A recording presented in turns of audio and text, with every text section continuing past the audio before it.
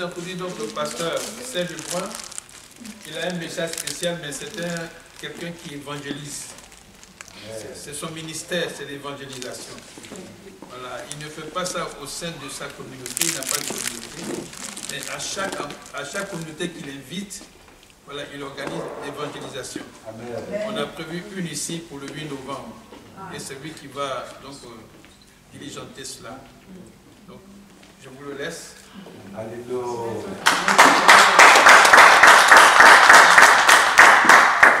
Amen. Amen. Avant de commencer, si je peux remettre ce moment que je vais prier entre les mains du Seigneur. Amen. Seigneur, je te prie à cet instant.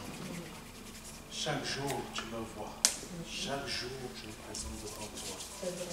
Je te prie pour que par le nom de Jésus-Christ de Nazareth, ce ne soit pas moi qui parle, parce que tu m'as mis tellement de choses à cœur, Seigneur, même pour libérer des paroles pour des personnes, Seigneur, mais toi seul, tu vas les libérer. Amen.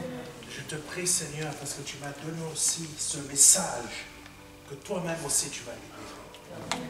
Je te prie, Seigneur, pour que ça ne soit pas une manifestation d'un être humain, mais que ce soit la manifestation de ton Esprit Saint. Amen. Cet Esprit qui agit de ta part, qui a ce ministère aussi sur cette terre, qui est le ministère de la réconciliation. Je ne suis pas à moi-même, je suis à toi. Prends le contrôle et dirige. Amen. Amen. Au nom de Jésus. Amen. Donc, je me présente, comme l'a dit Papa Tia, je suis le pasteur Serge. Je suis un pasteur missionnaire, en fait. Je suis un pasteur missionnaire. Quand le Seigneur m'a appelé, j'avais un temps, j'étais en train de chercher, je voulais faire une assemblée. Mais le Seigneur a toujours mis des blocages. Amen. Parfois, le Seigneur peut mettre des blocages. Donc, ça veut dire qu'il faut rester à sa place. Donc, j'ai laissé Dieu m'instruire, me montrer. Et c'est là que j'ai commencé à comprendre pourquoi le Seigneur m'a emmené à gauche et à droite. Jusqu'à un jour, le Seigneur m'a parlé au travers de plusieurs hommes de Dieu. Et il y a à peu près un an, c'est là où le Seigneur a encore confirmé la chose. Il a fait venir un prophète du Congo. Le prophète ne savait pas que j'étais serviteur de Dieu. Amen. Il s'approche de moi, il me touche, il me dit, t'es serviteur. Je lui dis oui, mais toi, je ne veux pas rentrer dans les détails. Il me dit que toi, tu ne dois pas avoir une assemblée. Toi, tu es appelé à aller évangéliser. Amen. Ça veut dire qu'on doit rester à sa position. Amen. Toujours respecte ta position. J'ai beaucoup aimé le message que l'homme de Dieu a apporté. Tout à l'heure, j'étais en train le Saint-Esprit me montrer une image. Et je vais vous dire comment le Seigneur, lui, il m'instruit, comment lui, il veut que je vous dise la chose. Amen. Parce qu'on est très loin de comprendre en réalité que le ciel existe. Que le ciel est une réalité. Amen. Pourquoi? Parce qu'on est pris par le problème de chaque jour. Le Seigneur m'a dit tout à l'heure, il y a quelqu'un ici qui a des problèmes d'argent, mais grave, pas les problèmes qu'on peut avoir pour payer une facture. Je ne sais pas qui c'est. Peut-être je me trompe. Amen. Amen. Mais cette personne a des problèmes d'argent graves. Donc je ne sais pas qui c'est. Si la personne, on pourra prier pour vous tout à l'heure, ou laisser le Seigneur, même durant le message, le Seigneur va apporter. Amen. Amen. Et je crois que la personne est là. Amen. Donc, viendrai tout à l'heure le voir. Parce que cette personne a des problèmes d'argent. Ce n'est pas des simples problèmes d'argent. Je ne sais pas, je me laisse conduire. Hein. C'est vraiment des vrais problèmes d'argent. Je ne sais pas qui c'est. Mais Dieu parle à cette personne. Viens nous voir tout à l'heure, on sera tous ensemble, tous les serviteurs de Dieu. Pour que ce qui est en train de te bloquer soit débloqué. Amen. Donc voilà, ça c'est je devais donner ça. Et le ciel, c'est quoi? Le ciel est une réalité. Sauf que nous, en tant que chrétiens, on ne comprend pas cette réalité. On pense que ça n'existe pas, parce qu'on lit simplement dans la Bible. Amen. Vous savez, la Bible, la version que nous avons, elle n'est pas limitée, mais elle est prise de la Torah. Amen. La Torah, c'est de là que vient l'Ancien Testament. Et eux, ils sont au courant de beaucoup de choses. Amen. Et il faut comprendre la chose suivante. À un moment, dans l'Apocalypse, il est parlé de personnes qui cherchent les profondeurs de Satan. Amen. Je ne sais pas pourquoi je parle de ça, je vais arriver au thème après. Amen. Il y a beaucoup de gens qui cherchent les profondeurs de Satan. Mais ce que l'on ne se rend pas compte, c'est qu'il y a les profondeurs de Dieu. Amen. On ne reste que dans des surfaces. Nous sommes des surfaciens. C'est pour ça que ça fait. Amen. Nous sommes des surfaciens. On ne veut pas aller chercher plus loin. Amen. Dieu, on ne peut pas le connaître dans la manière qu'il est lui-même. Amen. Parce que quand il dit que dans toute l'éternité, on va apprendre à le connaître, mais l'éternité n'a ni début, ni fin. Ça veut dire que c'est Dieu, il n'a pas de limite. Et aujourd'hui, il faudrait qu'on comprenne les profondeurs de Dieu. Amen. Qu'on quitte notre religiosité dans laquelle nous sommes. Amen. Nous quittions cette religiosité dans laquelle nous sommes. Amen. Tu n'es pas appelé à être quelqu'un qui soit juste un chrétien. Tu es appelé à être une entité. Cette entité, c'est quoi? L'Église. Et l'Église, ce que l'on ne se rend pas compte, c'est que l'Église, Dieu lui-même a expliqué ce que c'est. Tu es le premier-né de plusieurs frères. Et ces frères, c'est quoi? Ce sont des hommes et des femmes. Parce que l'apôtre Paul dit qu'il n'y a ni homme ni femme en esprit. Parce que l'esprit n'est ni homme ni femme. Amen. C'est pour ça que quand on est marié, quand on a des épouses, l'épouse doit comprendre qu'elle doit passer à un autre niveau. Dépasser ses conditions de femme. Ça veut dire quoi? C'est penser, détache-toi de ça. Commence à épouser l'entité de ce que Dieu veut que tu sois. Amen. Libérons-nous, même nous les hommes. Amen. Donc, je vais aller sur... Le Seigneur va continuer à parler. Le thème que j'ai apporté, c'est la veuve de Sarepta. Amen. Nous la connaissons. Nous connaissons. Donc là, le premier verset que je vais partager se trouve dans 1 Roi, chapitre 17, versets 6 à 16. Amen. 1 Roi, chapitre 17, versets 6 à 16. Ma version diffère peut-être un peu de la vôtre parce que c'est la version Semeur. J'aime beaucoup la version Semeur. Parce que les autres versions, la langue française, elle est bien, mais elle est trop limitée. Amen. Parce qu'il faut vraiment être un expert pour connaître, savoir comment l'expliquer, pour expliquer diverses situations. Amen. Mais pour le monde mortel que nous sommes, la Bible, malheureusement, la manière qu'elle est expliquée en version française, c'est limité. La version anglaise nous permet d'aller beaucoup plus loin, de comprendre les choses. Donc là, 1 Roi chapitre 17, versets 6 à 16. Matin et soir, les corbeaux lui apportaient du pain et de la viande. Maintenant, il faut comprendre pourquoi les corbeaux sont venus. Je vous explique rapidement l'histoire, très rapidement. Il y a eu, quand Salomon, il faut comprendre la chose suivante. Salomon a été béni. Amen. Salomon a été béni. Il a demandé à Dieu l'intelligence. Amen. Mais il faut comprendre, ça c'est un ancien message que j'ai fait, mais avant d'avoir cette intelligence, Salomon allait dans des divers lieux. Amen, c'est marqué comme ça. Dans les divers lieux, comme tout le peuple, pour chercher Dieu. Amen. Mais quand il allait dans ces divers lieux pour chercher Dieu, il ne trouvait pas Dieu. Amen. C'est quand il a commencé à aller dans le haut lieu, le plus important, c'est là où l'Éternel lui a parlé. Amen. Il a été béni. Et il a fait ce que Dieu voulait qu'il fasse. Mais le problème, c'est que c'est ça que nous avons aujourd'hui. Ce problème, c'est le suivant. C'est que nous croyons en Dieu. Nous recevons les bénédictions. Mais nous retournons dans nos... Pardonnez-moi, pas forcément les mêmes penchants qu'avant, mais parce qu'on se laisse corrompre quand même par les pensées du monde. C'est-à-dire quoi? Je ne parle pas de sexe. Je ne parle pas de ce genre de choses. Je parle du fait que tu te laisses corrompre dans la chose suivante. C'est que tu te laisses prendre par les problèmes financiers. Amen. Quand tu t'es donné à Jésus, tu as dit, oui, j'aime le Seigneur. J'aime le Seigneur. Amen. Mais le temps est passé.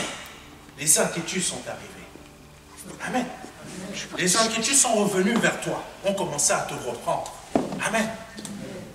Si tu es pris par les inquiétudes dans ton cœur, comprends la chose suivante. Dieu t'en sortira, mais il faut que tu lui laisses l'opportunité de le faire. Amen. Et Salomon s'est laissé prendre, malgré toutes ces bénédictions, par toute la façon que le monde fonctionnait à cette époque. Amen. C'est pour cela qu'il est rentré dans cet état de politique. J'épouse telle femme de tel autre pays, j'épouse telle femme. Et c'est là que les diverses idoles ont commencé à rentrer dans Israël. Amen. À cause de quoi? Parce qu'il a voulu épouser la manière que les autres fonctionnaient. Ça ne lui suffisait pas ce que Dieu lui a apporté. La parole de Dieu nous dit la chose suivante. Contente-toi de ce que tu as. Amen. Moi, quand je suis arrivé ici en France, je me contentais de ce que j'avais. Pas dans le sens où je reste petit. Dieu, si tu maîtrises déjà ce que tu as en bas, il va te donner ce qu'il y a en haut. Amen. Mais si tu commences à viser ce qu'il y a en haut, et que ces choses-là commencent à t'habiter, parce que c'est ça le principe, Dieu te donne ce qu'il y a en haut, mais dans le sens où que toi tu n'as pas à chercher. Parce que quand tu commences à chercher, c'est ça malheureusement l'évangile à la française, que j'appelle comme ça, c'est qu'on t'apporte des messages pour que tu commences à chercher ce que tu ne devrais pas chercher. Contente-toi de ce que tu as. Et quand tu marches avec ce que tu as, Dieu te fait passer un nouveau palier. Amen. Et ça, c'était ça le problème du Salomon. Il a commencé à imposer les choses. Et Dieu l'a fait descendre. Amen. Et je vais vous raconter une histoire. Et ça, c'est un témoignage personnel. Ça a à voir avec le thème. On va rentrer dans le thème plus en profondeur. Quand Salomon est devenu roi, Dieu avait fait quelque chose. David avait éliminé beaucoup de personnes. Amen. Le roi David avait éliminé beaucoup de personnes. Et parmi ces personnes, il y avait un enfant dont les parents ont été éliminés par David. Cet enfant s'appelait Jéroboam. Amen. Sauf que quand David les a abattus ses parents juste par méchanceté. Amen. Jéroboam a été envoyé où? En Égypte. Amen. Salomon a vécu sa vie. Amen. Mais quand Salomon a chuté, qui Dieu est parti chercher? Jéroboam. Je vais vous dire un truc. Moi, il y a 20 ans, plus de 20 ans de ça, quand tu fais quelque chose, quand tu chutes, Dieu a déjà un plan B. Amen. Dieu a déjà un plan B, hein? Mais quand même, tu ne chutes pas. Le diable a déjà prévu des choses contre toi. Mais Dieu a son plan B aussi. Amen. Moi, c'était il y a plus de 20 ans. J'étais allé me faire soigner dedans. Amen. J'étais allé me faire soigner dedans. Quand je me suis fait soigner cette dent, la rage de dent a démarré. Amen. Je suis allé revoir la dentiste. Elle m'a soigné rapidement, vite, comme ça, et enlevé le nerf. Amen. J'étais guéri. Plus de 20 ans après.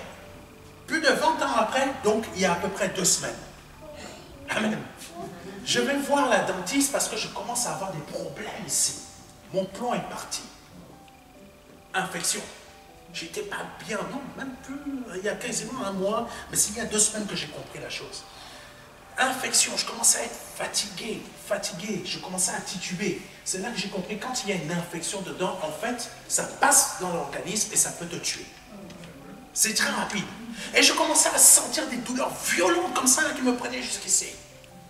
Je me disais, mais qu'est-ce qu'il y a? Je suis allé voir la dentiste qui me dit, mais monsieur, je ne sais pas qui vous a fait ça, mais vous a mal fait la chose. Plus de 20 ans avant, le diable avait préparé déjà ma mort. Amen. Amen. Quelqu'un comprend? Amen. Plus de 20 ans avant, le diable avait préparé ma mort. Mais plus de 20 ans avant, Dieu avait déjà préparé le plan B. Amen. Je veux te dire que dans ta vie aujourd'hui, ne laisse pas, plutôt, ne fais pas des actions dans le sens où Dieu va préparer un plan B pour te remplacer. Amen. Ne fais pas une action dans le sens où Dieu, plus de 20 ans après, il aura préparé un plan B pour te remplacer. Amen. Mais laisse plutôt le diable t'attaquer pour que dans plus de 20 ans, Dieu a préparé le plan B pour te sauver. Amen. Comment Dieu va sauver? Antibiotiques en urgence. En urgence. En urgence. Amen. Ça, le diable nous cherche tous.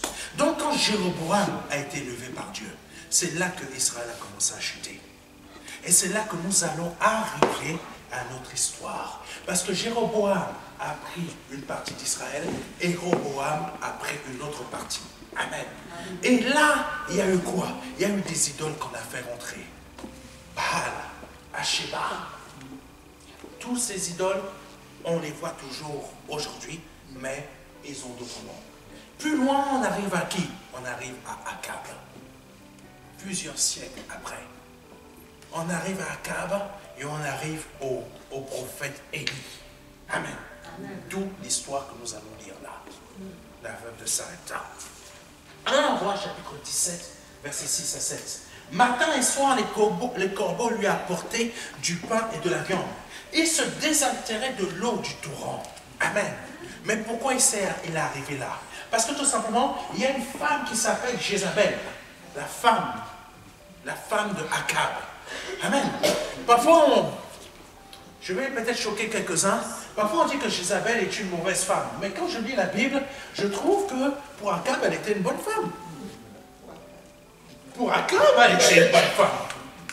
Il suffisait simplement que Akab, il a dit, il n'a pas voulu me faire goûter. Et là, tu vois Jézabel qui arrive. Attends, tu es censé être un roi. Laisse-moi, je vais aller régler cette histoire. Une bonne femme. Amen. Mais Jézabel, pourquoi elle était mauvaise? Comportement, conduite. Amen. Mais c'était une bonne femme. Pour Akab, elle protégeait son roi. Elle protégeait son époux. Parfois, on peut se marier avec une bonne femme, mais c'est une Jézabel. Pour toi, elle est bien. Amen. Mais pour les autres, c'est un démon. Amen. C'est ça, Jézabel, en fait. C'est la femme que tu épouses, c'est une bonne femme.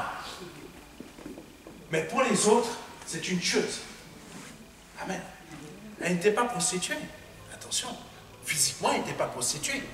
Elle était prostituée comment? Prostituée par sa pratique de toutes ces cultes envers toutes sortes d'idoles différentes. Et c'est de ça dont je nous parle, la prostitution spirituelle à cette époque. Amen. Quelle est cette prostitution spirituelle? C'est le fait qu'on cherche le matériel, qu'on cherche les finances. C'est Baal, c'est Mammon. Amen. Amen. On cherche la prospérité. Qui c'est? C'est Asheba. On le trouve dans 1 Roi. Dieu appelle ça dans 1 Roi, et même 2 Rois, je crois aussi, la prostitution sacrée. Ça veut dire quoi? Les Juifs allaient se prostituer avec des personnes dans des temples pour avoir quoi? La fertilité. La fertilité, c'est quoi? La fertilité du terrain. Fertilité du terrain, ça amène quoi? Ça amène la prospérité. Parce qu'à cette époque, ça apportait quoi? L'argent. Tandis que Dieu voulait leur donner la prospérité. Faisons attention à ça. Amen. Et là, nous arrivons à 1 Roi chapitre 17, comme je l'ai dit. Matin et soir, les corbeaux lui apportaient du pain et de la viande. Il se désaltérait de l'eau du torrent. Mais au bout d'un certain temps, comme il n'y avait plus de pluie dans le pays, le torrent se dessécha. Amen. Alors l'Éternel lui adressa la parole en ces termes. Mets-toi en route et va à Sarepta. Amen.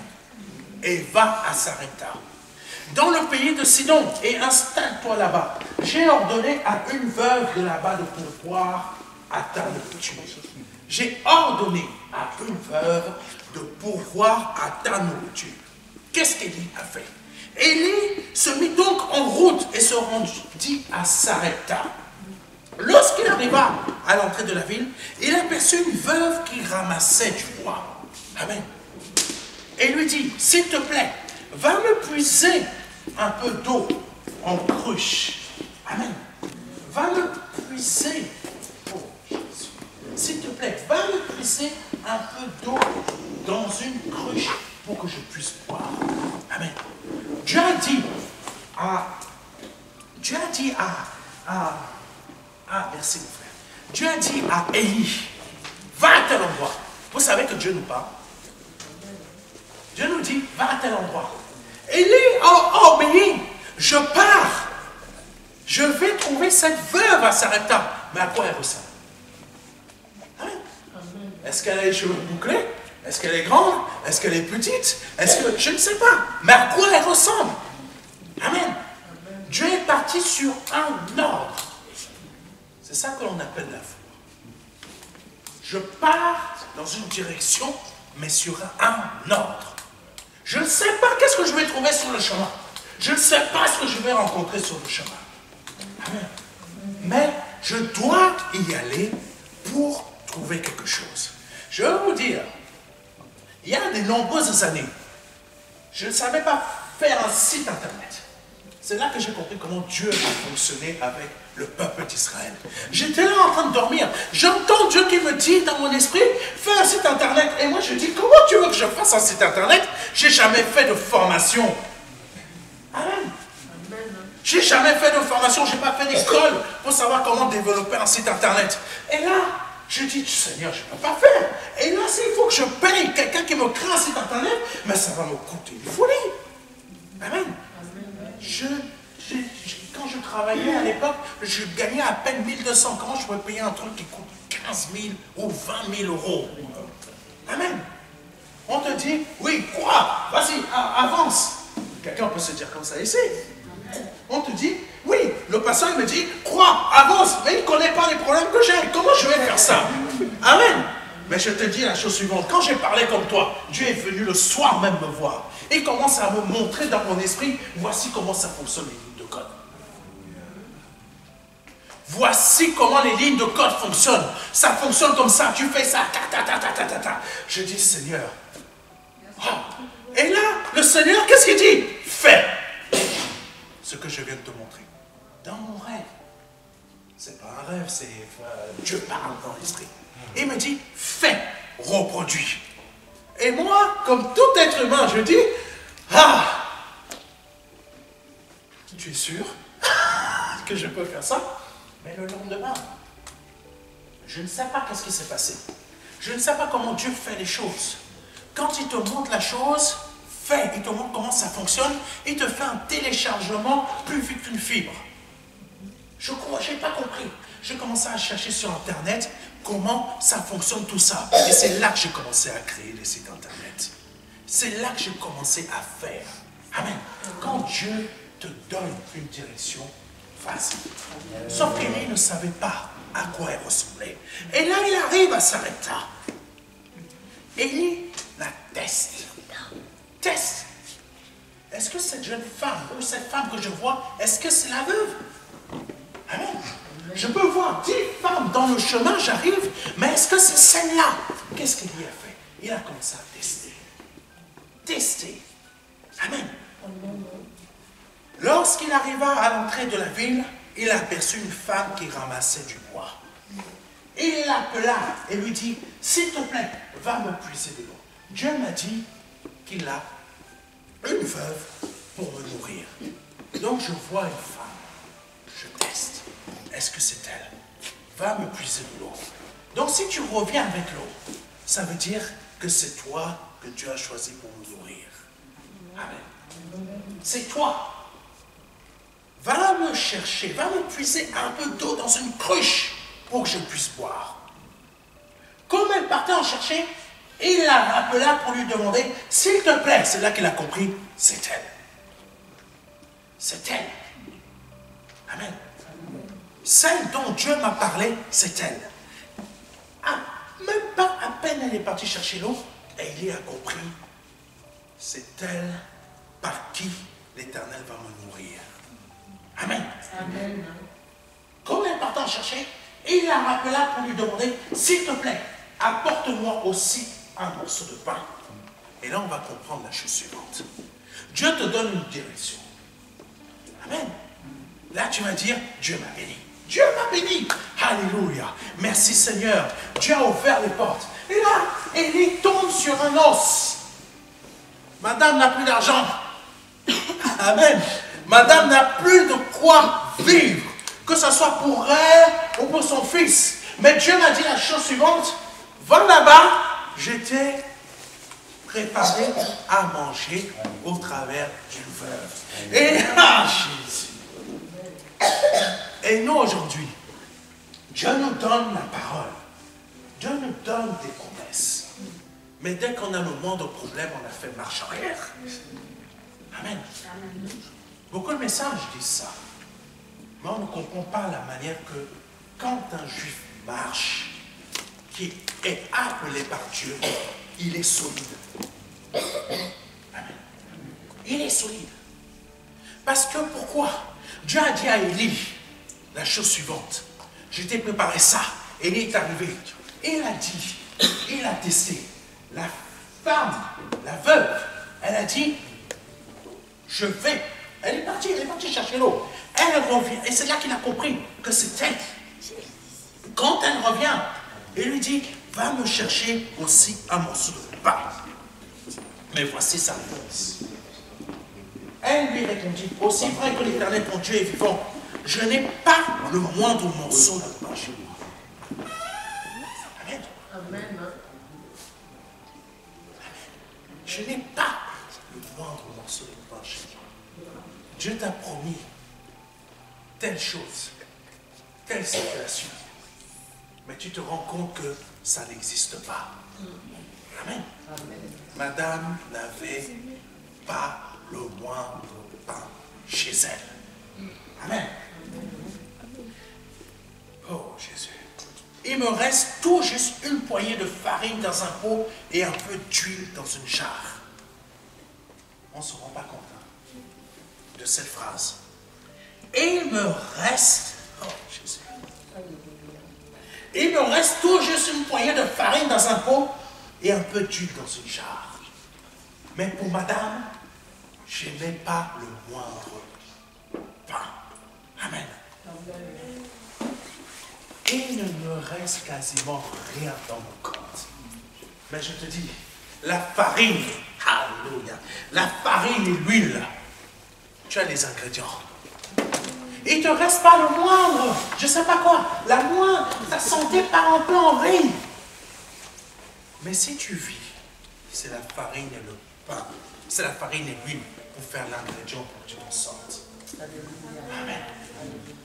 S'il ne te reste rien, tu es la seule personne de ta famille qui reste sur cette terre. Le Saint-Esprit t'a donné la vie. Parce que le jour que tu t'es donné à Christ, Dieu a renouvelé la vie en toi pour que tu sois encore debout. Amen. Parce que ça, c'est le message de la croix, c'est la puissance. Parce que quand il ne reste rien, il y a toujours un ingrédient. Amen. Tant qu'il y a de la vie, il y a de l'espoir. C'est un dicton peut-être humain. Mais Dieu, dans un verset, dit qu'il est le Dieu de l'espérance. Amen. Amen. Tant qu'il y a la vie, Dieu est toujours là. Amen. Amen. Je vais pour vous dire la chose suivante. Quand ma famille et moi, donc ma mère et mon frère, nous sommes arrivés ici en France, nous n'avions rien. Ça remonte à plus de 30 ans. J'avais 10 ans et demi. Nous n'avons rien. Mais aujourd'hui, là où je me trouve, parce qu'il y avait un ingrédient qui s'appelle la vie de Christ. Parce qu'au Cameroun, avant d'arriver ici en France, Dieu m'avait déjà appelé. J'étais passé par les eaux du baptême. Donc quand tu passes par les eaux du baptême, ne crois pas que les épreuves par lesquelles tu passes, ta vie elle est finie. Ta vie elle n'est pas morte. Parce qu'il y a toujours l'ingrédient, la farine et l'huile. on pourrait dire ça ainsi. Il y a le Christ et l'Esprit Saint. Parce que le Saint-Esprit prend de ce qui est à Christ et te le montre, toi. Amen. Tu n'as pas fini de rencontrer des problèmes financiers. Tu n'as pas fini de rencontrer divers problèmes dans ta vie. Mais si tu ne prends pas conscience qu'il y a toujours cet ingrédient qui s'appelle Christ et le Saint-Esprit en toi, tu ne pourras pas réussir à avancer comme Élie a avancé. Parce qu'Élie, quand cette dame lui a dit, il me reste de la farine, il me reste de l'huile, mais Élie il a compris, mais il y a des ingrédients. Dieu ne m'a pas menti. Amen. Dieu ne m'a pas menti. Oh, pasteur, moi je n'ai plus ce qu'il faut pour faire un enfant. Ah, mais tu as toujours le corps de femme. Si tu me disais, j'ai un corps d'homme, j'aurais compris que, oui, là c'est vraiment foutu pour toi. Amen. Mais si tu as toujours le corps de femme, il y a toujours le miracle. Le miracle est toujours possible. Et la croix est le miracle quand tout le monde a cru que c'était fini.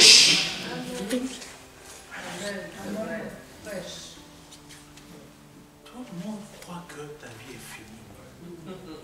Tout le monde croit que ta vie est morte. Ma mère, elle était partie voir quelqu'un parce qu'elle ne comprenait pas. Elle cherchait, elle était... Quand on peut être chrétien avant d'arriver à un certain niveau, on cherche des solutions. Parfois on cherche dans les mauvaises endroits. Un jour, ma mère, ça remonte à des années, elle est allée voir quelqu'un, ce monsieur même là, le sorcier là, c'est un Marocain je crois, il commence à tourner l'eau comme ça, il voit, mais comment tu es encore en vie?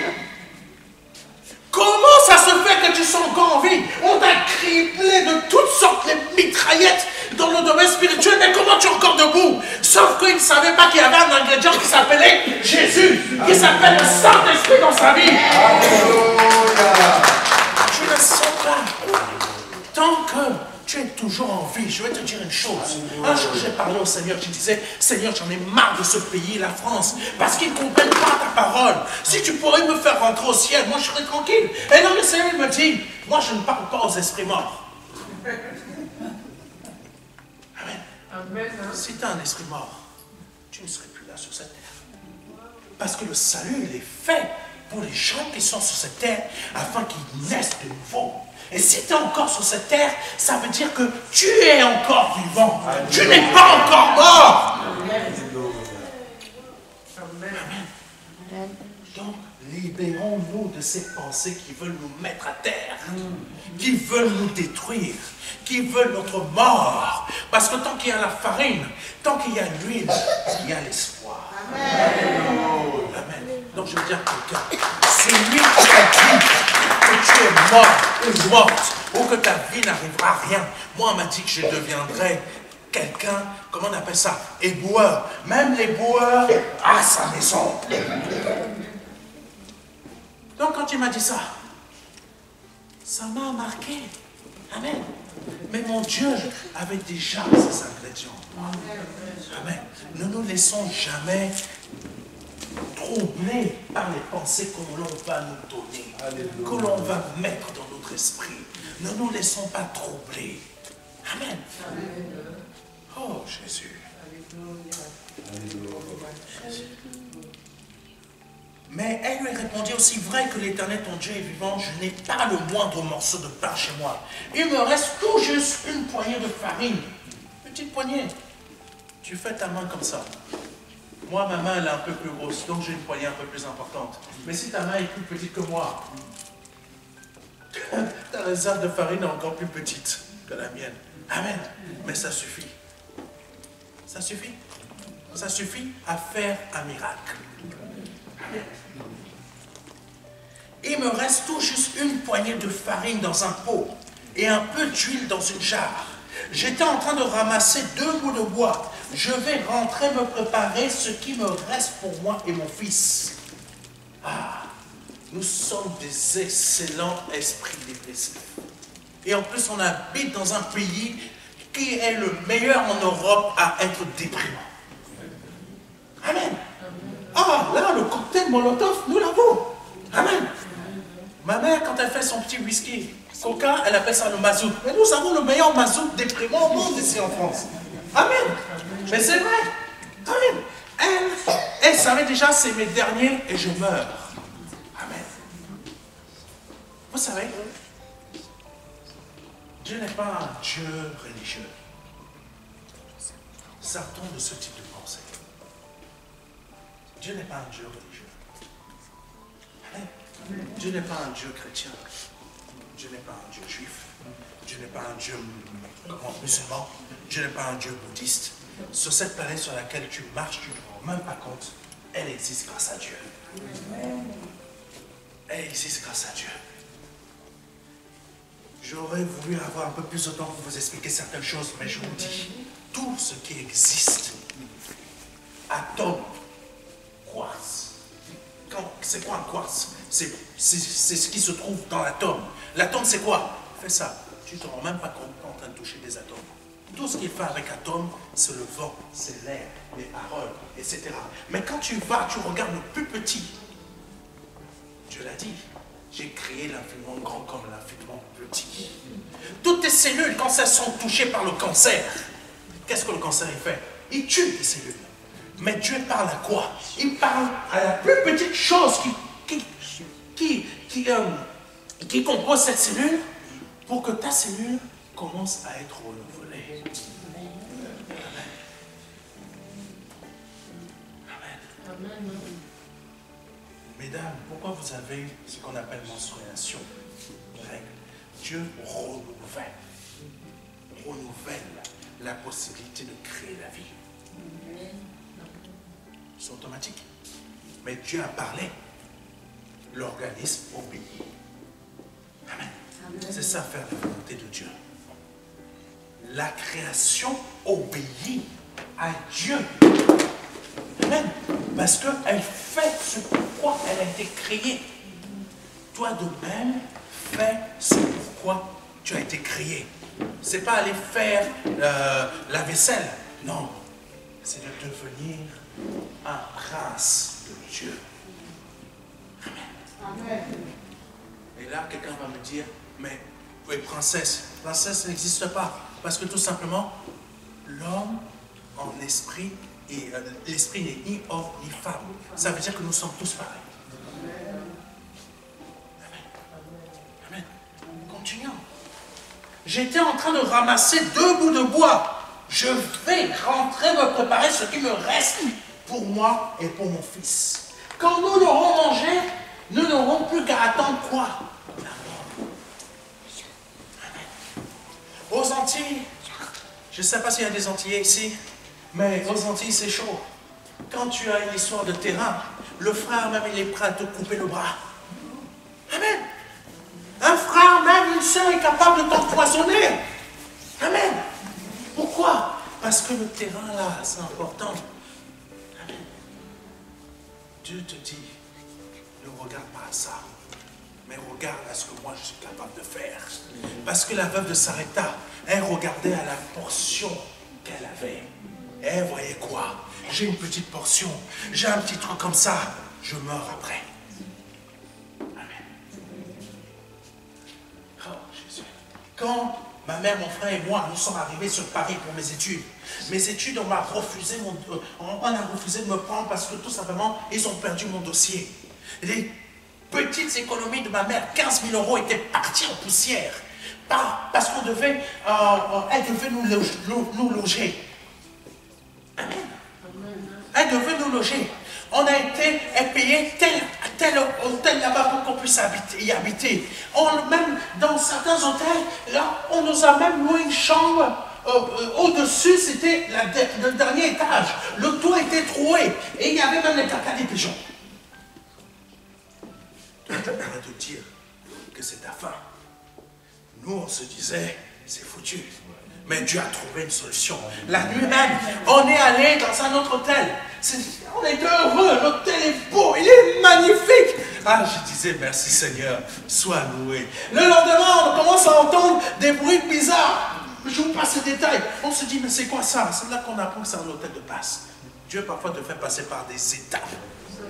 difficiles. Dieu parfois te fait passer par des étapes difficiles. Et là, on commence à prier. Mais quand on veut aller on faire nos petites affaires, regarde, c'est dégueulasse. Seigneur, libère-nous. Libère-nous. Dieu ne va pas te faire, ne va pas t'envoyer un chrétien. Seigneur, envoie-moi un chrétien pour me libérer. Envoie-moi un homme de Dieu pour me libérer. Dieu nous a envoyé un alcoolique. J'ai un pote là-bas qui a un appartement. Il est prêt à te le louer tout de suite. Et quand Dieu nous a ouvert cette porte, on est parti. On arrive là-bas dans cette agence. Cette agence nous dit, c'est une femme qui est mariée avec un homme d'État en Afrique.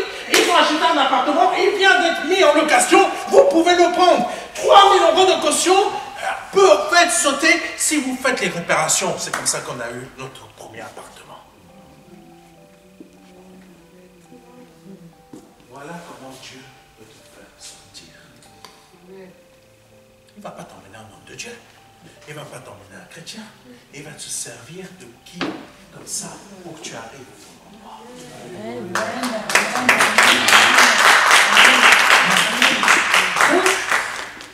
La veuve de Sarepta dit on mange et après on meurt. Mais Élie avait déjà compris. Non, tu ne mourras pas aujourd'hui. Parce que Dieu m'a parlé. Il m'a dit, il y a une veuve là-bas. Elle doit te nourrir. Et si elle doit te nourrir, elle doit rester en vie. Amen. Si elle doit te nourrir, elle doit rester en vie. Parce que toi-même, tu dois rester en vie. Donc si moi je veux que tu restes en vie, elle doit vivre. Donc quand Élie a dit, quand il a dit ça, Élie, on va manger et on va mourir après, Élie, elle a compris. Non, toi tu ne sais pas ce que je vais faire dans ta vie aujourd'hui. Je vais t'apporter la vie et la mort va fuir.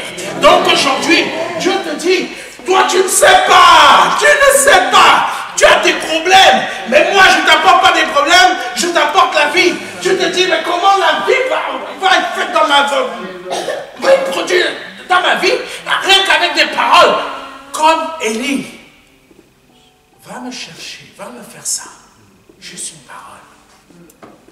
La mort a fui. La parole de Christ, c'est juste une parole. Toi, tu ne vois pas. Toi, tu te dis, mon problème financier est là. Mais à cause de cette parole que Dieu libère au travers de moi, tu ne sais pas, dans 2-3 mois, tu sortiras de tes problèmes.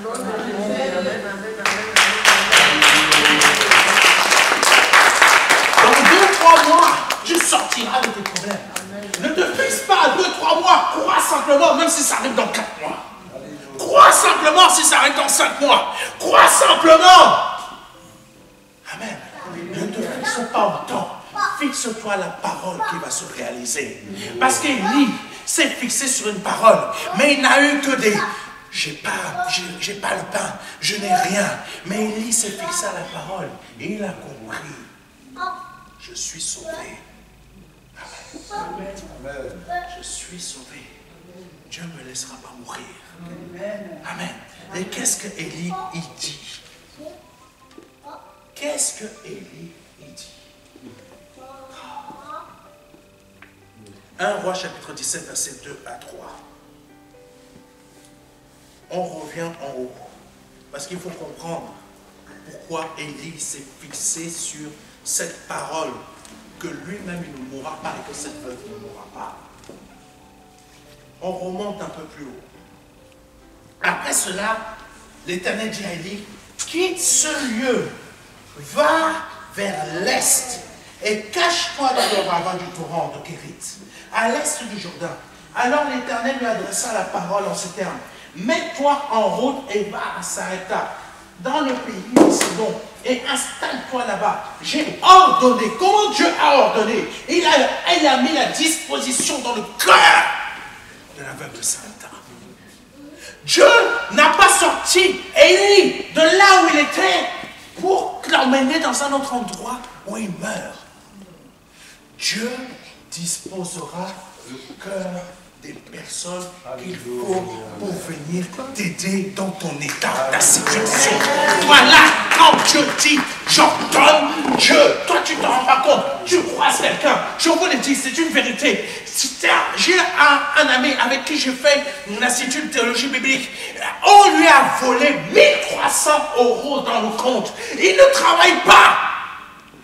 Il n'a pas d'argent. Les pauvres économiques qu'il avait dans son compte, quelqu'un le lui a volé.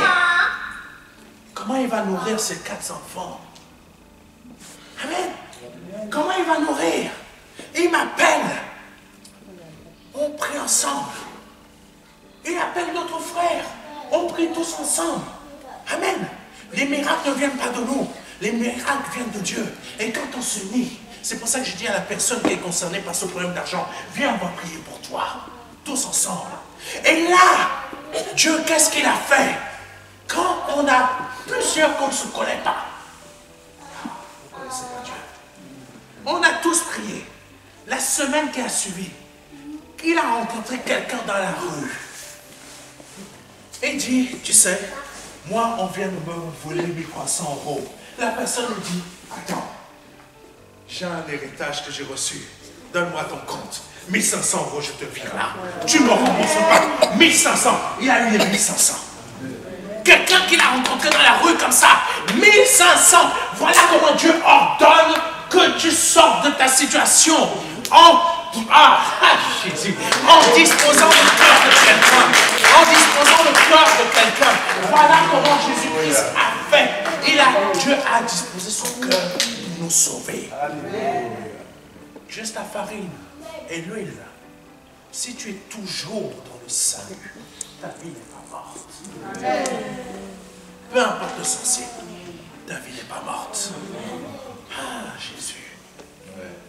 Que Dieu soit béni. On continue. 1 Roi 17, verset 6 à 16. Élie reprit. Amen. Élie reprit. Quand cette peuple s'arrêta, lui a dit, on n'a plus rien, on va crever. Amen. On mange juste ce qui nous reste. Sauf qu'Élie savait que toi, ma gentille veuve, tu vas vivre. Tu n'es pas destiné à la mort. Élie reprit. Sois sans crainte. Combien de fois tu as eu ça dans ton cœur? Allez. Tu es dans des problèmes. Combien de fois Dieu a mis dans ton cœur, sois sans crainte?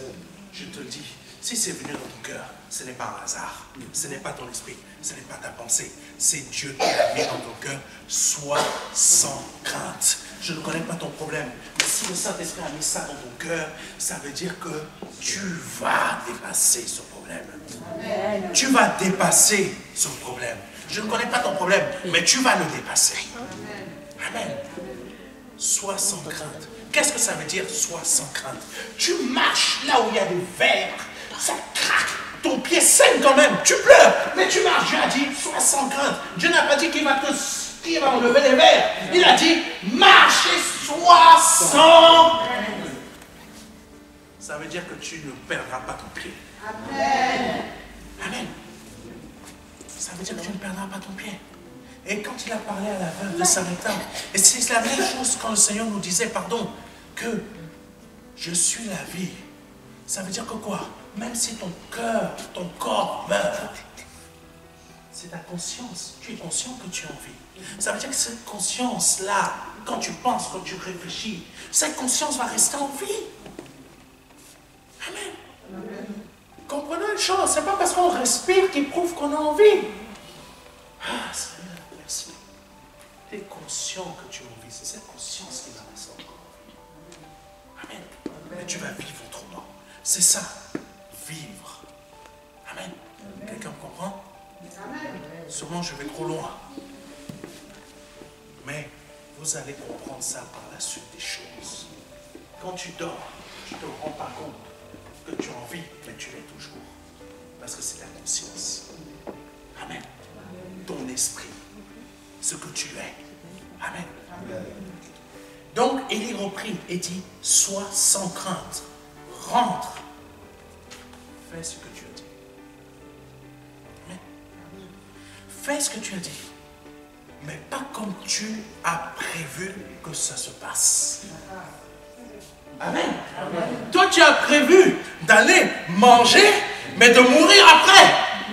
Fais ce que tu as dit. mais pas de la manière que tu penses que ça va se réaliser. Amen. Va faire à manger. Mais la première chose que tu vas faire, seulement prépare-moi d'abord avec ce que tu as.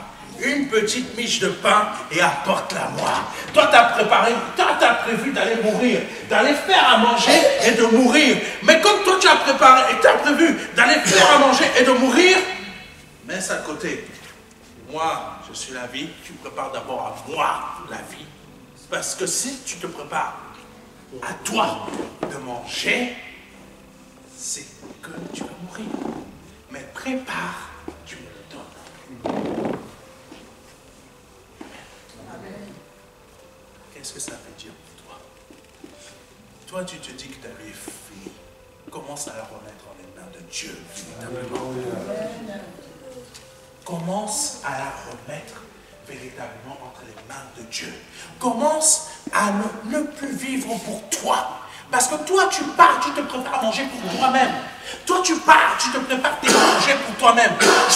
Tu as voulu te faire, je ne sais pas quoi, un projet de restauration, c'est mort. Parce que tu as voulu le faire pour toi. Amen. Tu as voulu te faire un projet, je ne sais pas quoi, de garage où tu vas vendre des pneus. Mais ce projet a été cassé. Pourquoi? Tu as voulu te le faire pour toi. Amen. Peu importe le projet, ça a échoué. Pourquoi? Parce que tu as voulu te le faire pour toi. Amen. Madame, tu as voulu te marier, ça ne marche pas comme tu veux. Pourquoi? Parce que tu as voulu te marier pour toi. Tu as voulu avoir un homme pour toi. Tu n'as pas voulu te marier pour être soumise à Dieu. Amen. Voici nos échecs. Voici la source de nos échecs. Parce qu'on les fait pour nous. Et là, Élie lui dit, fais comme tu as dit. Mais donne-moi en premier à manger. Amen. Quand tu veux faire un enfant, ne le fais pas pour toi.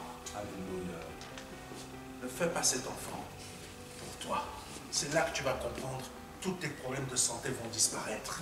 Parce que cet enfant, quand il va naître, il sera destiné à quelque chose. Pas pour te servir toi, maman, mais te servir Dieu. Amen. C'est ça. Faisons toujours tout pour que ce soit Dieu, pas nous. Amen. Et c'est comme ça que tu réussiras. Je ne sais pas pourquoi je parle de ça, monsieur, ton projet d'entreprise. La prochaine fois que tu vas te lancer, on t'a dit non, non, non, non, non, non. Ou on t'a dit oui, tu vas réussir, mais tu as échoué quand même. Tu es parti voir, ah ouais, ça a échoué. Mais la prochaine fois que tu vas te lancer, que tu auras compris ce que je viens de dire, c'est là que ça va marcher. Amen. Je sais que je parle à quelqu'un. Parce que le Saint-Esprit me dit qui parle à quelqu'un. Amen. Peut-être même à d'autres personnes sur d'autres, diverses choses. Amen. Et Élie reprit. Sois sans crainte, rentre, fais ce que tu as dit. Seulement prépare-moi d'abord avec ce que tu as, une petite miche de pain. Ensuite, tu en feras pour toi et ton fils. C'est après. Parce que moi qui suis la vie, j'ai mangé, donc forcément tu vas vivre. Mais comment tu peux faire pour toi et ton fils si moi je mange en premier tout ce que tu as? C'est le miracle. Et c'est là que la vie a été créée dans la maison de la veuve de Sarepta. Amen. Parce qu'en premier, elle a mis Dieu. Quand tu mets Dieu en premier, même si tu ne l'as pas, Dieu va finir par créer la source. Alléluia. Amen. Dieu va finir par créer la source. Comment elle a eu? Parce qu'il y a eu un miracle. Il y a eu un prodige. Amen. Ensuite, tu en feras pour toi et ton fils, car voici ce que déclare l'Éternel, le Dieu d'Israël. Le pot de farine ne se videra pas, et la jarre d'huile non plus, jusqu'au jour où l'Éternel fera pleuvoir sur le pays. Amen. Amen. Il y a un début pour le miracle, mais il y a une fin pour le miracle. Mais pendant cette période du miracle, le miracle existe pourquoi? Parce que tu es dans de graves problèmes. Et le miracle prendra fin quand tu sortiras de ces problèmes pour que tu reprennes une marche normale. Voilà où le miracle se produit. Le miracle ne se produit pas pour que tu vives sans cesse dans le miracle, mais le miracle t'aide pour que tu sortes d'une période difficile. Et pour que tu reprennes ton rythme de croisière. Mais comment maintenant? Pas comme tu avais fait au départ, avant que le miracle soit, mais maintenant, quand tu as vécu ce miracle, ta vie sera différente dans le sens où j'ai compris que c'est mon Dieu maintenant que je m'envoie. Amen. Amen. Et quand tu as compris ça, c'est là que le miracle va s'effectuer dans une nouvelle saison de vie. Amen. C'est important à comprendre tout ça. Amen. Le pauvre, amen. La femme partit parce qu'elle a compris et fit ce qu'Élie lui avait demandé. Elle a cru, elle est partie. Ça veut dire quoi? Elle ne s'est pas forcée à croire, elle a simplement cru. Je suis parti, j'ai fait. C'est là la différence entre les vrais miracles de Dieu et ce qu'on peut nous promettre à gauche, à droite. Mais quand c'est Dieu qui dit, va simplement. Avance simplement. Amen. Alléluia. La femme partit et fit ce qu'Élie lui avait demandé. Pendant longtemps, elle eut de quoi manger. Et sa famille ainsi qu'Élie. C'est incroyable. Ça n'a pas nourri que elle et l'enfant. Ça a nourri le reste de la maison. Amen. Voici ce que Dieu fait. C'est pour cela que il faut que nous ayons cette véritable vie de sanctification. C'est quoi cette vie de sanctification? C'est pas que toi-même tu te dis, il faut que je sois sainte. Tu n'y arriveras jamais. Il faut que je m'habille de telle manière. C'est pas ça. Essaye de vouloir respecter Dieu. Demande-lui, Seigneur, aide-moi à marcher dans cette sainteté. Parce que moi-même, je ne comprends pas c'est quoi cette sainteté. Je crois qu'il faut même plus que je dise un gros mot. C'est pas ça. C'est marqué comment on doit marcher. Mais on n'y arrivera pas par nous-mêmes. Quand tu demandes à Dieu, aide-moi, parce que moi j'ai la volonté, je veux réussir, Dieu va t'accompagner et dans ton esprit, il te montrera, fais pas ci, fais pas ça, fais pas comme ça. C'est là que tu vas commencer à marcher dans cet esprit de sainteté. Amen. Amen. Et cet esprit de sainteté, c'est quoi? C'est comme si tu avais l'arche de l'alliance devant toi et qui produit toutes sortes de merveilleuses. Amen. Amen. Tu deviens le royaume de Dieu. Toi-même, tu deviens l'arche. Amen. C'est ça en fait. C'est tout simple. Quand tu aimes, parce que le temps il avance. Le pot de farine ne se vida pas et la jarre d'huile non plus. Conformément à la parole que l'Éternel avait prononcée par l'intermédiaire d'Élie.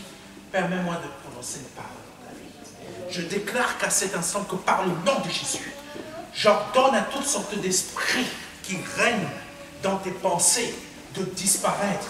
Et je les mets à bas à cet instant. Par la parole que l'Éternel me fait déclarer. J'ordonne que ta vie soit un changement total en pensée. Que tes pensées soient libérées du doute. Que tes pensées soient libérées de l'inquiétude. Que les pensées soient libérées de comment je vais faire. Mais que tes pensées commencent à dire, Seigneur, je te laisse faire. Amen. Je déclare qu'à cet instant, les portes qui ont été placées devant toi par des hommes ou par des trucs, des héritages familiales, soient ouvertes à cet instant. Amen. Je déclare que ta santé est en haut et non en bas. Amen. Je déclare que ta situation est en haut et non en bas.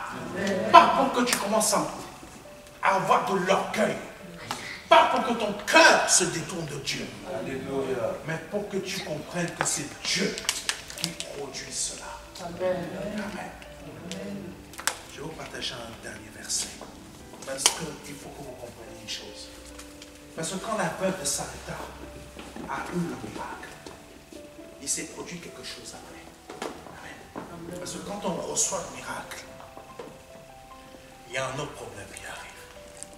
Il y a un autre problème est venu frapper à la porte de la veuve de Sarepta. Elle a échappé la mort. Mais il faut toujours comprendre et se rappeler que Dieu a fait quelque chose, nous a sortis de la mort, mais il va le refaire encore. Ce n'est pas facile. Parce que quand cette autre épreuve vient de frapper dans notre porte, ça peut nous mettre à terre. Amen. C'est là qu'il faut la confiance. Parce que si Dieu a déjà agi une fois, il va le refaire. Amen. Le problème est différent. Le problème est différent. Il t'a déjà sorti de la mort avant. Mais le problème est différent. Parce qu'on peut se dire, c'est le même problème qui va se reproduire, Dieu va encore agir. Mais parfois, le problème ne se répète pas 2 fois de la même manière. Le problème se répète, mais d'une autre façon différente. Et la conclusion est toujours la même. La mort. Là, c'était quoi? La perte de son fils. Amen. La perte de son fils. La veuve de Sarepta qui a reçu Élie. Élie lui a dit, fais ci, fais ça. Ça va bien se passer. Tout s'est bien passé. Mais qu'est-ce qui s'est produit? 1 Roi chapitre 17, verset 17 à 24. Et je vais m'arrêter après. Quelque temps après, le fils de la veuve qui avait accueilli Élie tomba malade. Amen. Il tomba malade. Le mal devint si grave. Wow. Dieu t'a béni. Tu as eu une épreuve. Tu en es sorti. Mais le mal par lequel tu es passé après est devenu si grave. Si grave. Amen. Le mal devint si grave qu'il cessa de respirer. Tu vois ton enfant. Tu es sorti. Il ne guérit pas, il ne guérit pas, il ne guérit pas, jusqu'au jour où. Amen. Cela arrive. Amen. Cela arrive dans ta vie financière. Cela arrive dans ta vie de foi même. Amen. Alors la mère dit au prophète, qu'avions-nous à faire ensemble, toi et moi, homme de Dieu? Cet homme de Dieu est venu. Il a prié pour toi. Ça agit. Pas que ça vient de lui, mais que ça vient de Dieu. Et là, tu es passé par une autre épreuve qui met ta foi, ta communion, ton espoir en Dieu à terre. Qui met cette croyance en la croix de Jésus-Christ à terre. Et tu te dis, mais Seigneur, je t'ai accepté dans ma vie. Pourquoi tu ne m'as pas délivré? Pourquoi tu n'as pas fait ça quand j'étais à pleurer? Pourquoi tu n'as pas fait ci? Pourquoi tu n'as pas ouvert la porte? Pourquoi tu n'as pas créé ci? Pourquoi tu n'as pas... Amen. Ce n'est pas un reproche. Nous sommes que des humains. Amen. Amen. Es-tu venu chez moi pour me faire payer mes fautes et causer la mort de mon fils? Amen. Mais on a oublié, elle a oublié que Dieu l'avait déjà sorti de la mort avant. Amen. Rappelons-nous toujours que Dieu est là. Amen. Rappelons-nous aussi que Satan va continuer à nous chercher des problèmes. Amen. Ce n'est pas parce que Dieu a créé un miracle une première fois que Satan ne va pas revenir pour créer des problèmes. Amen. Ce n'est pas parce que Dieu t'a donné la victoire sur quelqu'un qui te cherche des problèmes que là, elle va s'arrêter, qu'elle ne va pas recommencer. Amen. Comprenons bien les choses. Les problèmes vont se répéter. Peut-être différemment. Mais Dieu agira encore différemment. Amen. Il lui répondit, voici comment Dieu a encore agi différemment. Mais toujours de la même manière, la parole. Il lui répondit, donne-moi ton fils. Il le prit des bras de sa mère, le porta dans la chambre haute où il logeait et l'étendit sur son lit. Puis il implora qui? L'Éternel. Voici ce que le Seigneur fait pour nous. Quand nous-mêmes on se met à genoux, Seigneur, viens à mon aide. Le Seigneur fait la même chose auprès du Père. Parce que tu m'as envoyé mourir à la croix pour lui. tu l'as déjà sorti une fois, et définitivement de quoi? De la mort. C'est pas pour le remettre dans la mort de son esprit. Amen. Amen. Amen. C'est important. La mort de notre esprit, elle est vaincue définitivement. C'est pas pour qu'on s'y rejette nous-mêmes. Amen. Qu'est-ce qui se produit? Oh Jésus. Oh Éternel mon Dieu, cette veuve m'a accueilli chez elle. Est-ce que vraiment tu lui voudrais du mal au point de faire mourir son fils? Puis il s'allongea par 3 fois de tout son long sur l'enfant et implora l'Éternel. Éternel mon Dieu, je t'en prie, veuille faire revenir en lui le souffle de vie de cet enfant. L'Éternel exauça la prière d'Élie. Dieu t'a déjà sorti une fois. Le miracle a duré jusqu'à ce que tu reprennes une vie normale. Amen. Amen. Mais sache une chose, je te le dis, c'est pas parce qu'il y a eu un miracle une fois que tu n'auras pas de problème une deuxième fois. C'est simplement, rappelle-toi quand Dieu t'a sorti les problèmes pour que tu puisses passer le deuxième, le troisième, le quatrième. Et c'est là que la parole dit la chose suivante, et je termine dessus. Seul celui qui va persévérer jusqu'à la fin sera sauvé. Amen. Quelqu'un comprend? Amen. Persévérer. J'ai mon problème, j'ai le miracle. J'ai mon problème, j'ai le miracle. Et ça jusqu'à la fin de notre vie. C'est comme ça qu'on va être sauvé. Amen. C'est pas autrement. Que Dieu soit béni.